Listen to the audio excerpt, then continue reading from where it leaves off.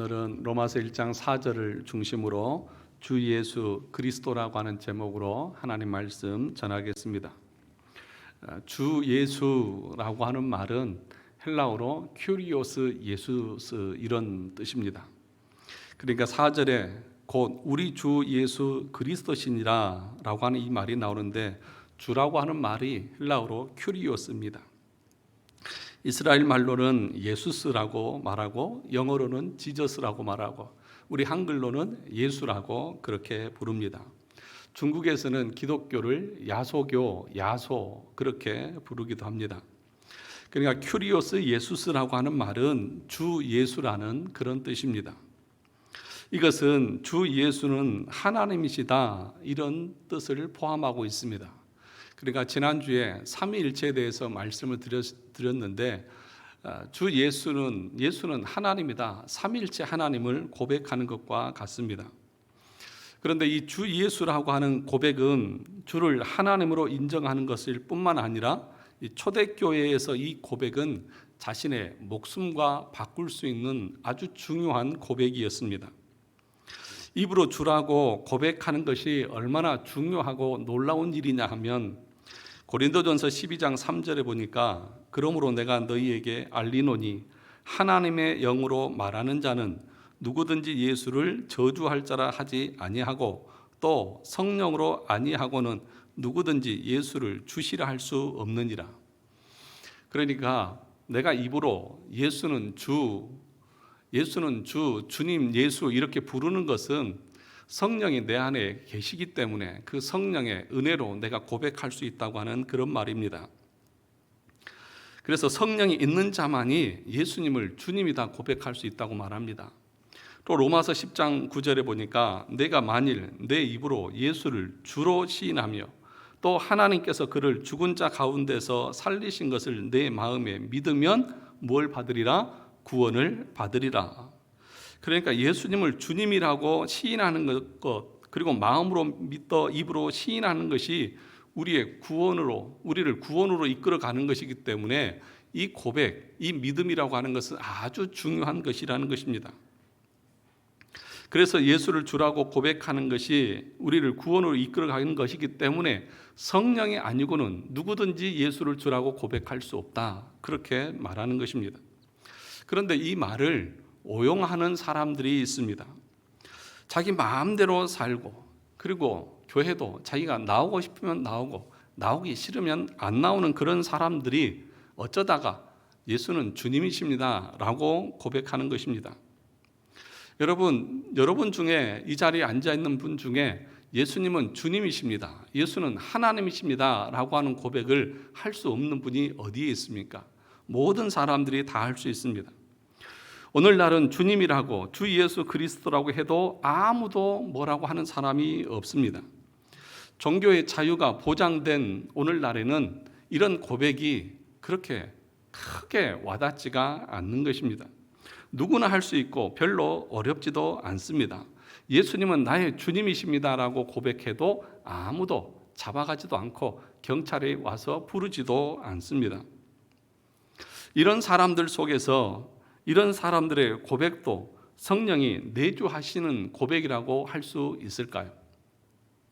그것이 성령의 내주했다는 증거일 수 있느냐 하는 것입니다. 오늘날 우리가 삶에 있어서 그리스도를 주라고 고백하는 삶을 살지 않은 채 그냥 입으로 예수는 주, 예수 믿으면 구원받습니다 라고 하는 이 고백이 정말 성령이 내주해서 하시는 고백이라고 말할 수 있느냐 하는 것입니다. 주후 165년에 폴리갑이라고 하는 속사도가 있었습니다. 사도 이후에 나온 그 요한의 제자라고도 하는 이 폴리갑이 그 당시에는 예수 믿는 사람들을 잡아 죽이는 그런 시대의 사람입니다. 이 로마 원형 경기장에서 사자의 밥이 되게 하거나 또는 단두대에서 처형을 시키는 그런 시기였습니다. 그런데 이 폴리갑이라고 하는 사람이 지식적으로나 윤리적으로 아주 훌륭하고 또 똑똑한 사람이었기 때문에 예수를 믿지 않는 일반 사람들도 이 폴리갑이라고 하는 속사도를 존경했습니다. 그런데 그가 예수를 주라고 고백하는 것 때문에 잡혀서 이제 로마의 집행관이 그를 사형에 처해야 하는 그런 때가 있었습니다. 그래서 예수를 주라고 하지 말고 시저 황제를 주라고 해라 라고 말했습니다. 여기서 내 앞에서 그렇게 얘기하고 너 집에 가서 네가 섬기는 예수를 마음껏 믿어라 라고 말했습니다. 그럴 때 폴리갑이 유명한 말을 했습니다. 내 인생 85년 동안 우리 주님이 한 번도 나를 부인한 적이 없는데 내가 어떻게 주님을 부인할 수 있겠습니까? 하고 죽음을 그대로 맞았습니다. 이것이 성령이 아니고는 예수를 주라고 고백할 수 없다고 하는 그런 의미인 것입니다. 그래서 초대교회에서 예수는 나의 주라고 하는 이 말은 나는 예수님 때문에 죽을 수도 있습니다. 나는 예수님 때문에 죽겠습니다. 오늘날 21세기는 우리나라에서 예수님을 주님이라고 말한다고 해도 아무도 잡아가지 않습니다. 그래서 그런 말을 했다고 해서 구원받았고 그 사람이 성령이 내주하고 계시다라고 말할 수 있을까 의문이 드는 것입니다. 그런데 한국교회는 그렇게 치부해 왔고 그렇게 인정해 왔습니다. 누구든지 그 입으로 예수 믿겠습니까? 예, 그러면 당신 구원 받았습니다. 그렇게 구원을 쉽게 확신해 주었고 그 이후로는 한 번도 자기의 구원을 점검하는 일이 없이 그렇게 살아왔던 것입니다. 한 번도 이 사람이 진짜 거듭난 사람인지 그의 고백이 성령이 내주하셔서 진실된 고백으로 고백하고 있는지 누구도 점검하지 않고 그저 교회에 나와서 앉아있고 그냥 예수 믿는다고 하면 당신 구원받은 거 확실합니다 하면서 그의 삶은 어떠하든지 상관없는 것처럼 가르쳐 왔던 것입니다. 이것을 우리 개혁교회에서는 무엇이라고 말하냐 하면 값싼 믿음, 값싼 구원, 거짓된 고백, 거짓된 믿음이라고 말하는 것입니다. 그런데 이런 거짓된 고백을 가지고 구원받았다고 착각하는 사람들이 한국교회 안에 가득하다는 것입니다. 자신의 구원에 대해서 한 번도 점검하지 않고 내 안에 무엇이 있는지 점검하지도 않고 그냥 맹목적으로 신앙생활하는 사람들이 너무 많다는 것입니다. 그렇게 열심히 하다 보니까 교회에서는 인정해서 직분도 줍니다. 그래서 이런 사람들이 교회의 직분을 차지하면서 교회를 어지럽게 하고 교회를 쪼개고 한국 교회를 타락시켰다고 말합니다. 많은 사람들이 이렇게 말합니다. 저 사람이 초신자 때는 안 그러더니 조금 지나고 나니까 사람이 좀 달라졌어, 변했어 그럽니다. 좋은 의미가 아닌 것이죠. 저 집사님이 집사 때는 괜찮더니 장로가 되더니 사람이 완전히 달라졌네. 여러분, 사람은 달라지지 않습니다. 변하지 않습니다. 원래 그런 사람이었는데 그 전까지는 자기를 숨기고 있었던 것뿐인 것입니다. 거듭나지 않은 사람은 절대로 변하지 않습니다. 성령만이 우리 안에 역사하셔서 그 사람의 생각과 그 사람의 마음의 모든 것을 뒤집어 놓는 것이지 원래 사람은 변하지 않는 것입니다. 그래서 우리는 거듭남, 다시 태어남, 새 생명 이렇게 이야기하지 않습니까? 새 생명을 얻었다고 하는 것이 무슨 뜻입니까? 이전의 삶과는 완전히 바뀌었다는 뜻이죠. 그러니까 저 사람 회심했어, 저 사람 거듭났어, 저 사람 중생했어, 이 말의 의미가 무엇입니까? 그 전의 모습과는 완전히 다른 새로운 삶을 살고 있다는 것을 말하는 것 아닙니까? 그러는데 내가 예수 믿는다고 고백을 하고 있고 내 안에 성령이 계시다고 말하고 있음에도 불구하고 그의 삶을 돌아보면은 하나도 달라진 것이 없어요. 말하는 거, 행동하는 거, 생각하는 거 달라진 것 하나도 없습니다. 그런데 입으로는 뭐라고 말합니까? 나 예수 믿습니다. 예수님만이 나의 주님이십니다. 여러분, 그 고백을 우리가 어떻게 받아야 할까요? 어떻게 이해를 해야 할까요? 성경은 뭐라고 말하냐면 그것은 거짓된 고백이고 그건 가짜 고백이다. 그렇게 말하는 것입니다. 그래서 이런 사람들이 많이 있으니까 웨스트민스터 신앙 고백서에서 무엇이 진짜 구원인지, 구원받은 사람은 어떻게 사는지에 대해서 가르치고 있지 않습니까? 그런 진단 리스트를 가지고 여러분의 믿음과 신앙을 점검해 보신 적이 있느냐는 것입니다. 단순히 예수 믿습니다. 한번 고백하면 천국 간다고 생각하고 지금까지 신앙생활을 하고 있지는 않습니까? 그 고백 안에 내가 예수를 믿습니다. 예수는 그리스도이십니다. 라고 하는 그 고백 속에 어떤 의미가 포함되어 있고 그렇게 고백하는 사람들이 어떤 삶을 살아야 한다는 것에 대해서 우리가 진짜 알고 그렇게 살면서 그렇게 고백하고 있느냐 하는 것입니다. 예수님을 위해서 죽을 각오가 되어 있는 사람만 무엇이라고 고백하는 것입니까? 저 예수 믿겠습니다. 이 말은 뭐냐 하면 저는 예수님 때문에 죽을 각오도 되어 있습니다. 예수님께서 뭐라고 말씀하셨습니까? 나를 따라오려거든 뭘 지고요? 뭘 지고요? 자기 십자가를 지고 죽을 각오를 하고 따르라는 것이죠. 그것이 강요에 의한 것이 아니라 자기의 의지에 의해서 자기 스스로가 그렇게 저는 살겠습니다 라고 하는 말의 의미가 주 예수 그리스도라고 하는 말의 의미인 것입니다. 그런데 10년 전이나 30년 전이나 지금이나 하나도 변한 것 없이 똑같습니다. 말하는 것도 옛날에 그런 생각, 그런 말 똑같이 하고 있습니다. 주님을 닮아가는 구석은 하나도 없으면서 단순히 내가 예수님을 믿는다고 고백했다는 것 하나 가지고 또 보십시오. 성령이 아니고는 누구든지 주라고 시인할 수 없다고 했지 않습니까? 저는 예수를 믿는다고 고백하지 않습니까? 그런지 내 안에 성령이 계신 게 맞죠? 그러므로 나는 구원받는 게 맞지 않습니까? 라고 주장하면서 신앙생활하는 사람들이 태반이라는 것입니다. 여러분, 회심에 대해서 설명할 때 무엇이라고 말씀을 드렸습니까? 신앙 고백이 회심의 증거가 될 수 있다고 했습니까? 없다고 했습니까? 대답 안 하시기로 집에서 나오실 때부터 작정하고 나오셨어요? 신앙 고백이 주일날 제가 말씀드렸잖아요. 신앙 고백이 회심의 증거가 될 수 있어요? 없어요?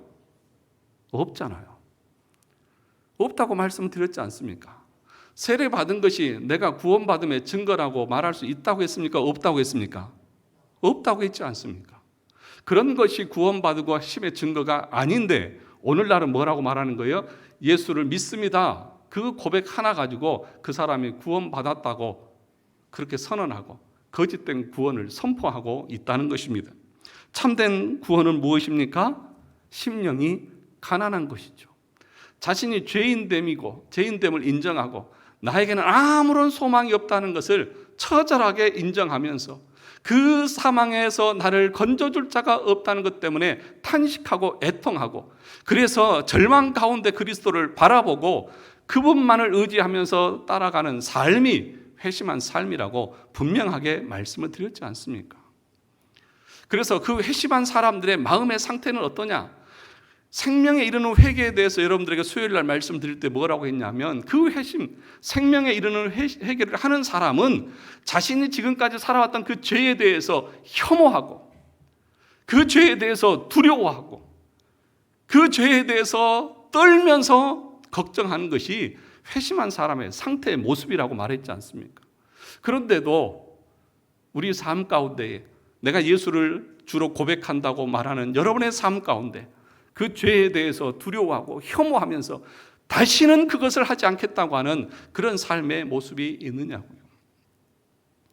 잠언을 요즘에 새벽에 설교를 하는데 잠언에 지난주에 뭐라고 말했냐면 미련한 자는 개가 토한 것을 다시 먹는 것과 같이 다시 먹는다 그랬습니다. 무슨 말이냐 하면 거듭나지 않은 자는 가장 불결하고 더럽고 추한 것이 자기가 토한 것을 다시 먹는 거 얼마나 지저분하고 더럽습니까? 누가 그것을 다시 먹습니까? 그런데 회심하지 않는 일반 자연인은 죄를 지을 때에 그것이 죄인지도 모르고 그것이 얼마나 더럽고 혐오스러운 것인지도 모르고 여전히 그 죄를 반복하면서 똑같이 살아간다고 말하는 겁니다. 그러니까 정말 우리가 예수는 주 그리스도이십니다. 이런 고백을 하는 사람은 성령이 내주하셔서 할 수 있는데 그런 사람의 삶에는 죄가 반복되지 않는 것입니다. 죄 지을 수 있습니다.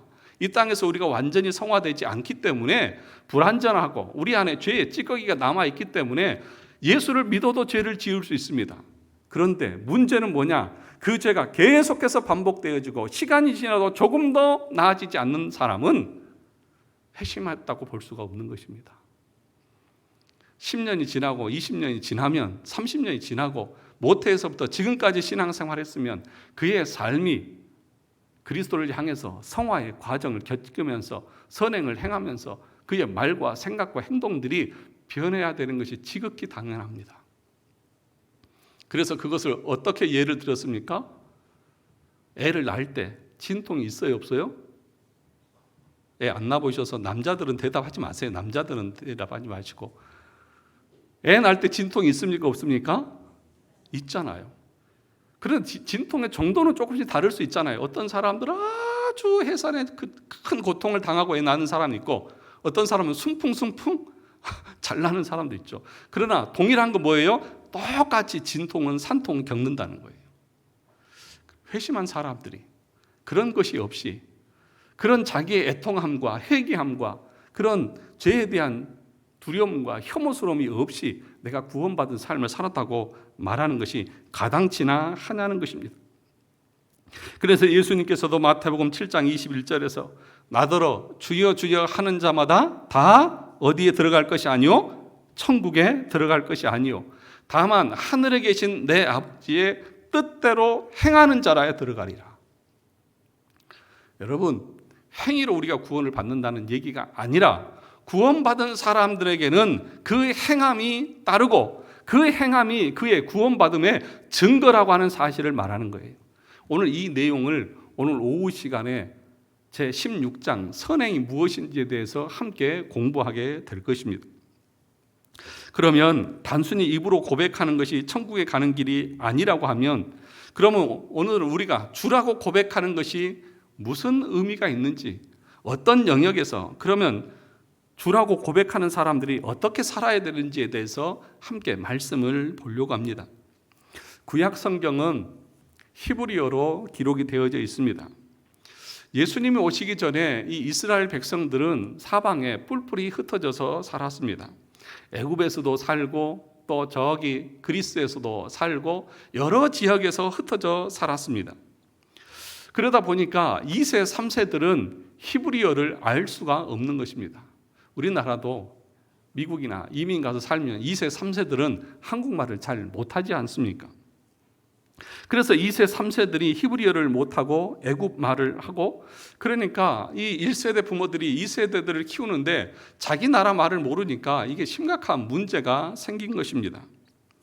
이 이집트 알렉산드리아에 유대인들이 많이 그 당시에 살았습니다. 근데 지금이나 그때나 유대인들은 돈을 많이 봅니다. 돈을 잘 모은다고 그래요. 돈이 많은데 이 돈 많은 사람들과 누구와 연결이 됩니까? 정치하는 사람들이라든지 군사라든지 뭐 이런 사람들과 연결이 되어지는 것이죠.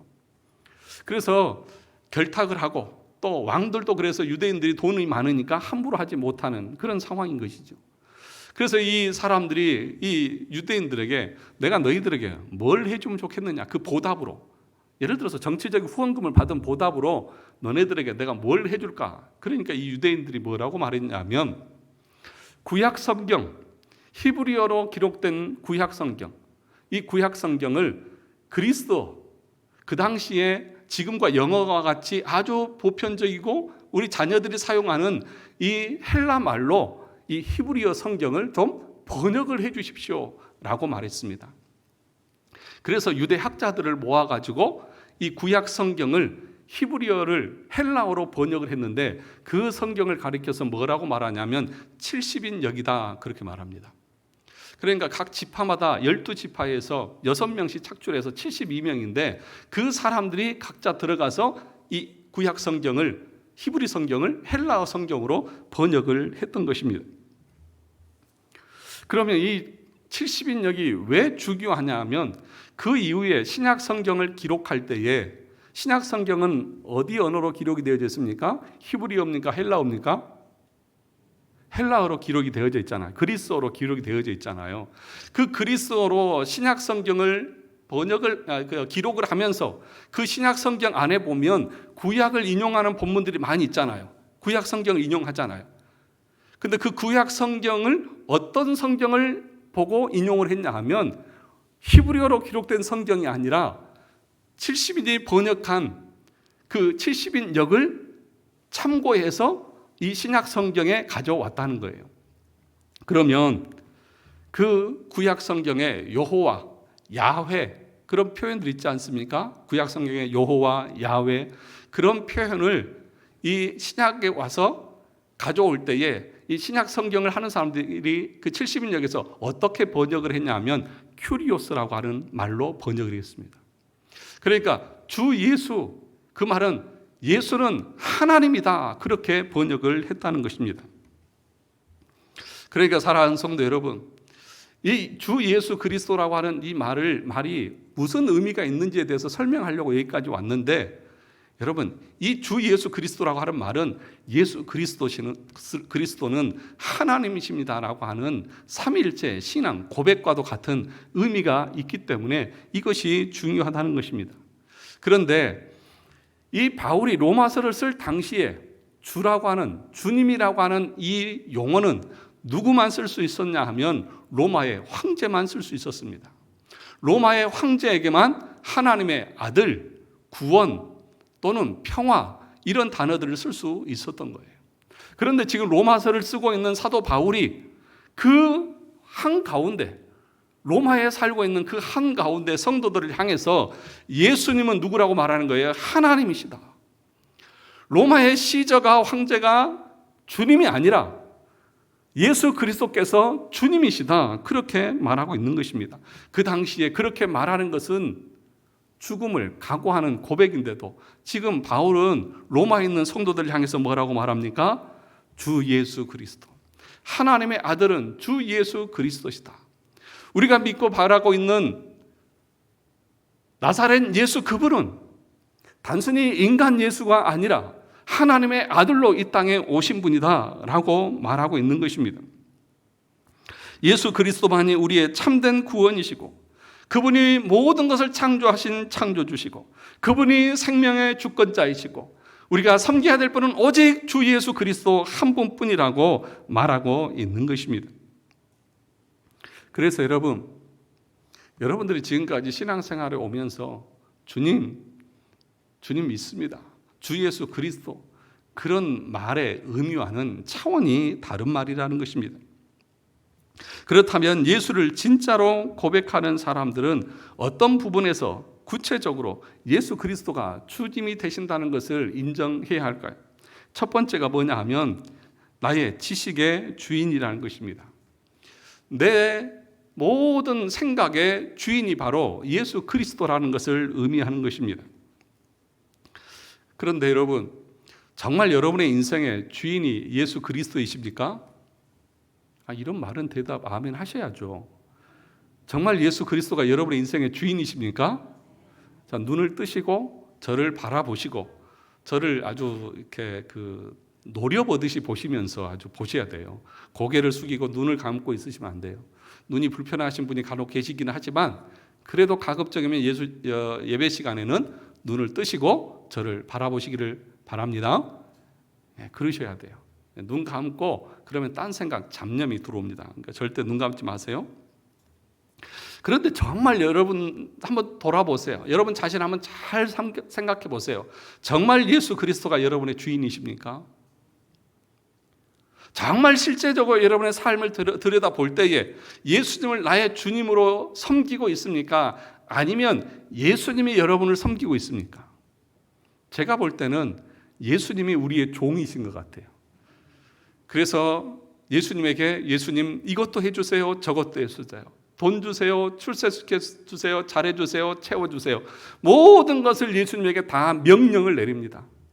우리가 명령을 받아서 순종하는 종의 모습이 아니라 오히려 예수님께서 우리의 종처럼 내가 구하는 것을 다 들어줘야 할 의무가 있는 것처럼 우리는 기도합니다.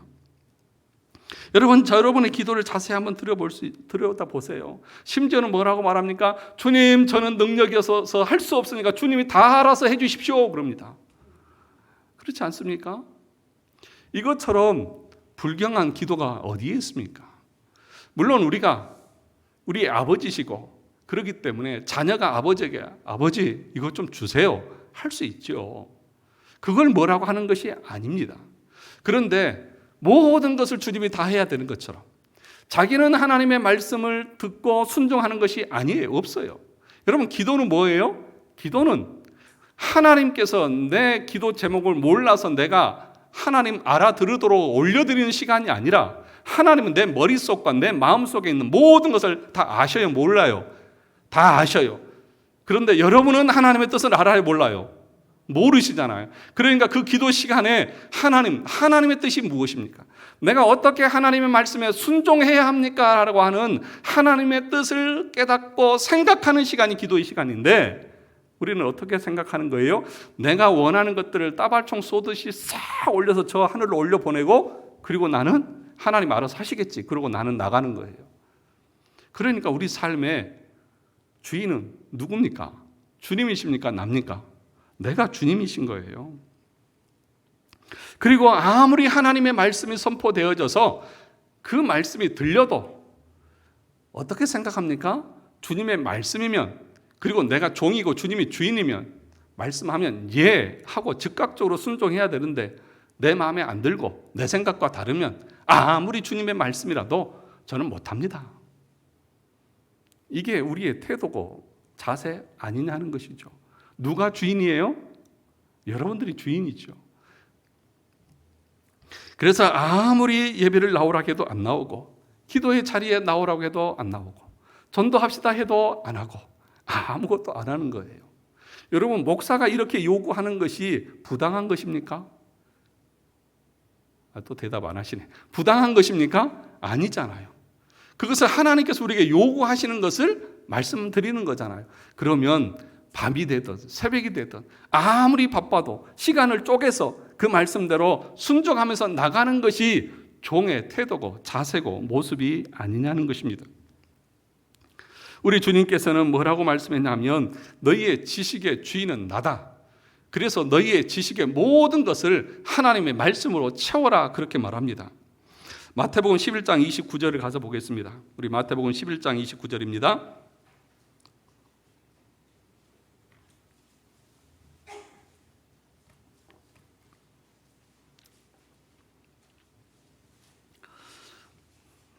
지난주에 제가 성경 구절을 한 절을 잘못 알려드리고 왜 못 찾습니까? 라고 막 그랬는데 죄송합니다. 제가 구절을 잘못 적어놨더라고요. 마태복음 11장 29절입니다. 우리 같이 읽어보겠습니다. 시작. 나는 마음이 온유하고 겸손하니 나의 멍에를 메고 내게 배우라. 그리하면 너희 마음이 쉼을 얻으리니. 예수님께서 지금 뭐라고 말하냐면, 나의 멍에를 메고 누구에게 배우라고요? 누구에게 배우라고요? 나에게 배우라. 내게 배우라. 예수님에게 배우라고 말씀하고 있습니다. 무슨 뜻이냐면, 우리 머릿속에, 여러분의 머릿속을 하나님의 말씀으로 바꾸라는 것입니다. 여러분의 사상과 가치관과 여러분의 모든 것들을 무엇로 교체를 하라고요? 하나님의 말씀으로 바꾸라고요. 지금 여러분의 머릿속에 있는 생각, 가치관, 세계관, 이 모든 것은 어디서 배운 것이에요? 1차적으로는 학교 다니면서 배운 것이고, 2차적으로는 여러분이 살아오면서 경험으로 배운 것이고, 또 결론적으로는 네이버나 다음이나 유튜버를 보면서 그것을 가지고 여러분의 머릿속에 이 세상을 바라보는 생각과 가치관을, 체계를 형성했지 않습니까? 그런 거 다 어떻게 하라고요? 다 버리고, 다 없애고, 뭘로 채우라고요? 하나님의 말씀으로 여러분의 머릿속을 다 채우라고 주님께서 말씀하고 계시는 것입니다. 많은 사람들이 정치에 대해서 얘기하고, 인생에 대해서 얘기하고, 삶에 대해서 얘기를 합니다. 그러면 여러분들이 말하고 있는 그것에 대한 근거는 어디입니까? 출처가 무엇입니까? 누가 그렇게 얘기를 한 것입니까? 대답을 해보세요. 누가 그렇게 가르쳐 주었습니까? 정말 그 말과 그 가치관과 그 세계관이 성경에서 우리 주님이 가르쳐 주신 것으로 딱 채워져서 나오고 있는 가치관이라는 것을 묻는 것입니다. 그런데 여러분, 우리의 생각들은요, 대부분 어디서 나오냐 하면 네이버나 다음이나 또는 TV에서 나오는 뉴스 기자들의 얘기나 이런 것을 하나님의 말씀보다 더 맹신을 해요. 오죽하면 유튜브 교가 생기고 네이버 교가 생겼을까요? 그것은 아주 신봉해요. 여러분, 그게 성경입니까?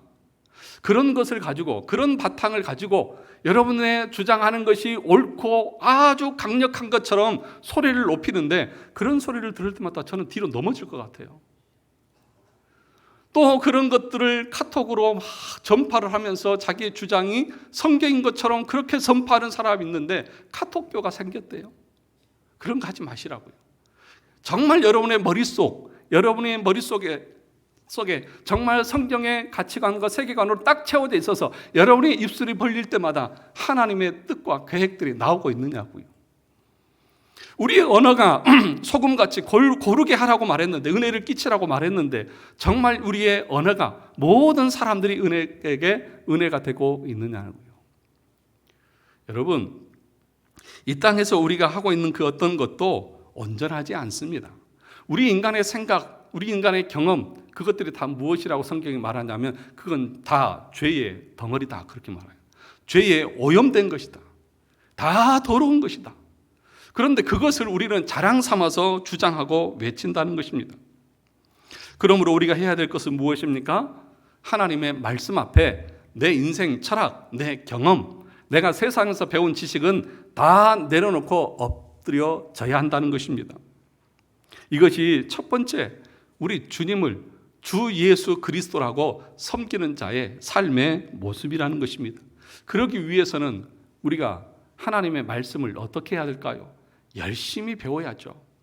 하나님의 말씀을 열심히 배워서 내 머릿속에 하나님의 말씀으로 가득가득 채워져야 할 것 아니겠습니까? 불철주야 하나님 앞에 나와서 예배를 드리고 공부하는 시간에 말씀을 배우고 기도해서 내 가치관과 생각이 정말 할 수만 있다고 하면 성경과 가까워지고 주님의 생각과 가까워져 가야 할 것 아니겠습니까? 그래서 시편 기자는 시편 119편 131절에서 이렇게 말합니다. 내가 주의 계명들을 사모함으로 내가 입을 열고 헐떡였나이다. 하나님의 말씀을 사모할 때에 어떻게 했다고요? 정말 갈급하고 배고파서 먹이를 찾아가는 그 맹수와 같이, 그 시원한 냉수를 찾아가서 죽기 직전의 그 모습처럼 그렇게 간절하고 사모한 마음으로 하나님의 말씀을 찾고 찾아 나왔다는 거예요. 이게 주 예수 그리스도라고 고백하는 사람들의 삶의 모습이라는 거예요. 그럼 여러분들은 정말 얼마나 그렇게 말씀으로 준비를 하고 말씀을 열심히 공부하고 있습니까? 바울 사도는요, 그가 그 전에 예수 믿기 전에, 회심하기 전에는 그 열심이었는데 예수 믿고 나서 그가 뭐라고 말하냐면 빌립보서 3장 8절에서 이렇게 말합니다. 또한 모든 것을 해로 여김은 내 주 그리스도 예수를 아는 지식이 가장 고상하기 때문이라. 내가 그를 위하여 모든 것을 잃어버리고 배설물로 여김은 그리스도를 얻고. 바울은 지금 뭐라고 말하냐 하면 내가 지금까지 살아오면서 배우고 경험했던 모든 가치관들은 다 배설물과 같다. 그리고 내가 지금 가장 존귀하고 귀하게 여기는 것은 그리스도에 대한 지식이다고 그렇게 얘기를 하는 거예요. 오히려 그런 경험들이 내가 믿음 생활하는데 방해가 되는 것이고 해가 되는 것이다, 그렇게 얘기해요. 그런데 여러분 어떠세요? 우리는 반대로 세상적인 지식과 가치관, 내가 배운 것이 더 유익하고 성경은 오히려 더 가치가 없는 것처럼 하나님의 말씀 배우는 것에 대해서는 무감각하고. 그런데 여러분, 네이버나 다음이나 유튜브를 보면서 여러분들이 지식을 얻으려고 하는 것은 얼마나 열심히냐고요. 그런 거 그만하고요. 하나님의 말씀을 직접 읽고 하나님의 말씀을 공부하는데 직접 나와서 하나님의 말씀으로 여러분들의 머리를 채우고 내 생각들을 하나님의 말씀으로 바꾸셔야만 우리가 주 예수 그리스도는 하나님이십니다라고 하는 고백처럼 살아갈 수가 있다는 것입니다. 사랑하는 성도 여러분, 그렇기 때문에 말씀을 배우는 일에 열심을 내시기를 주의 이름으로 축원합니다. 이제 수요일 날 하던 웨스트민스터 신앙 고백서 공부를 이제 주일 날 오후에 이제 이어서 할 겁니다. 오후 예배 안 드리고 가시는 분들은 주님을 그리스도라고 고백 안 하시는 분일 수도 있다고 마음에 갈등이 생기네. 오늘 끝나고 집에 가야 되는데 오후 예배까지 드리고 가야 되나 이제 고민 생기시는데, 여러분 농담 반 진담 반입니다. 여러분 할 수만 있다고 하면 오후 예배까지 다 들으시고 웨스트민스터 신앙 고백서 성경을 총괄한 것으로 알고 우리는 이렇게 믿고 이렇게 신앙생활합니다 라고 하는 신앙 고백을 열심히 배우셔야 여러분들이 예수 그리스도가 원하시는 대로 삶을 살아갈 수 있을 것 아니겠습니까? 여러분 신앙 고백적 교회라고 하는 말은 무슨 얘기냐 하면 내가 무슨 신앙 고백을 만들어서 그대로 살아가야 한다 그런 말이 아니라 공교회가 인정한 이 웨스트민스터 신앙 고백서를 배워서 우리가 똑같이 고백하고 똑같이 행동하고 똑같이 말하고 이런 공동체로 살아간다고 하는 그런 의미인 거예요. 근데 이걸 모르면 어떻게 할까요? 목사님이 분명히 이렇게 가르치는데도 그건 목사님 생각이고요. 아니요, 제 생각이 아니라 성경에서 가르치는 것이고 모든 교회들이 공통으로 인정하고 받아들인 거기 때문에 여러분들이 반드시 따르고 순종해야 하는 것이죠. 하여튼 오늘 오후 예배 시간에 보겠습니다. 눈을 크게 뜨고 제가 볼 거예요. 누가 가고 누가 여기 남아있는지. 사랑하는 성도 여러분, 사랑하는 사람은 아무리 시간이 바쁘고 분주해도 만납니다. 우리 청년들 보니까 그렇게 바쁜데도 애인은 꼭 만나러 가더라고요. 제가 생각할 때는 야, 너 꼭 그렇게 해야 되니? 그럼 저한테만 뭐라고 그래요? 목사님 왜 그렇게 말씀하세요? 저는 보고 싶어요. 주님이 정말 사랑스럽고 주님이 정말 좋으시면 없는 시간도 내서 와서 배우고 함께 예배하죠. 정말 여러분 마음속에 주님을 사랑하는 마음이 있습니까? 수요일 날도 이제는 8시가 돼도 화나잖아요. 또 새벽 예배도 5시 넘어도 화나더라고요. 우리 5시 반에 하는데 얼마든지 나올 수 있는 것 아닙니까? 그러면 여러분 내가 주 예수 그리스도라고 말만 하지 말고 우리 삶 가운데에서 그런 모습들이 나타날 수 있기를 주님의 이름으로 축원합니다. 한 가지만 더 말씀드리고 마치려고 합니다. 죄의 시작은 뭐냐 하면 자신이 인생의 주인이 되려고 하는 그 마음에서부터 죄는 시작이 됩니다. 죄가 무엇입니까? 피조물인 인간이 자기가 주인 노릇하려고 하는 것이 죄입니다. 모든 것의 주인은 누구시라고요? 하나님이십니다. 하나님께서 모든 것을 다 창조하셨습니다. 그런데 사단은 어떻게 우리를 죄에 빠뜨리게 하느냐 하면 뭐라고 말했습니까? 내가 이걸 먹는 날에는 내가 누구처럼 될 것이다? 내가 하나님처럼 될 것이다. 무슨 말이에요? 네 인생 주인 너야. 네가 알아서 하는 거야. 하나님 말씀 따라 살 필요 없는 거야. 이렇게 마음에서부터 시작을 하고 있는 것입니다. 창세기 3장 5절에 보니까 너희가 그것을 먹는 날에는 너희 눈이 밝아져 하나님과 같이 되어 선악을 알 줄 하나님이 아심이라. 이렇게 사단은 유혹해서 내 인생의 주인이 나다고 하는 그런 잘못된 가치관을 심어주어서 우리를 죄에 빠뜨리는 거예요. 가수 민혜경 아시죠? 모르십니까? 제가 한번 불러드릴까요? 가수 민혜경이 부른 노래 중에 내 인생은 나의 것, 아시는 분이 계시네요. 내 인생은 나의 것이래요. 그래서 그 가사에 보니까 이렇더라고요. 내 인생은 나의 것, 내 인생은 나의 것. 그냥 나에게 맡겨주세요. 내 인생은 나의 것, 내 인생은 나의 것. 나는 모든 것을 책임질 수 있어요. 여러분의 인생 여러분의 것입니까? 여러분의 인생 여러분이 끝까지 책임지고 구원을 이룰 수 있습니까? 없잖아요. 그런데 세상은 뭐라고 말합니까? 네 인생은 네 거야. 우리 자녀들도 타락한 자녀들이 뭐라고 말합니까? 엄마 아빠 내 인생이야. 내가 알아서 할게. 그렇게 얘기합니다. 목사가 얘기를 해도 목사님 제 신앙이고 제 믿음이니까 제가 알아서 하겠습니다. 아니요. 그렇게 말하는 게 아니에요. 목사님 제 믿음이 제대로 돼가고 있는지 검증해서 말씀해 주세요. 집사님, 권사님 그렇게 하시는 거 아니에요 라고 말하면 알겠습니다 목사님. 그렇게 신앙 고백을 가지고 믿음을 가지고 살아가는 거예요. 그런데 요즘에는 그렇게 말하면 저 다른 교회 갈 거예요. 그러니까 말을 못 하잖아요. 여러분 로마서 11장 36절에서 이렇게 말합니다. 이는 만물이 주에게서 나오고 주로 말미암고 주에게로 돌아감이라. 그에게 영광이 세세에 있을지어다. 아멘. 이 로마서 11장 36절을 신학자들은 로마서의 핵심 구절이다 그렇게 말해요.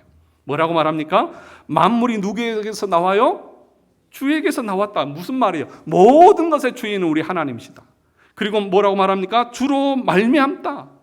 주님이 지금도 여전히 통치하고 섭리하고 다스리고 계셔요. 그리고 뭐라고 말합니까? 그에게 영광, 주에게로 돌아갑니다. 그에게 영광이 세세해 있을지어다.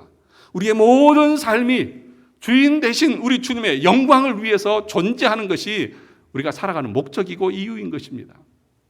내 인생의 주인 내가 아니에요. 여러분이 주 예수 그리스도 하나님의 아들이라고 고백하는 그 순간 주님이 내 인생의 주인이십니다. 나는 주님의 종입니다. 말씀만 하십시오 라고 하는 그 의미가 거기에 다 포함되어 있는 거예요. 그것이 성령이 아니고는 예수를 주라고 시인할 자가 없다라고 하는 말의 의미인 것이지, 내 삶에 있어서 주님을 위한 것은 아무것도 없고 그러면서도 입으로만 예수 믿습니다. 주님은 그리스도이십니다. 예수 믿으면 구원받습니다. 이렇게 고백한다고 그것이 구원의 증거가 될 수 있다고요? 아니요. 그렇지 않습니다. 사랑하는 성도 여러분, 우리 믿음의 고백을 한번 돌아봅시다. 내 삶을 돌아봅시다. 정말 내 모든 영역에서 우리 주님의 주권을 인정하고 주인 되신 주님의 명령대로 내가 살아가고 있는지, 하나씩 하나씩 여러분의 믿음의 삶의 모습들을 제가 두 눈 크게 뜨고 보고 있겠습니다. 기도하겠습니다.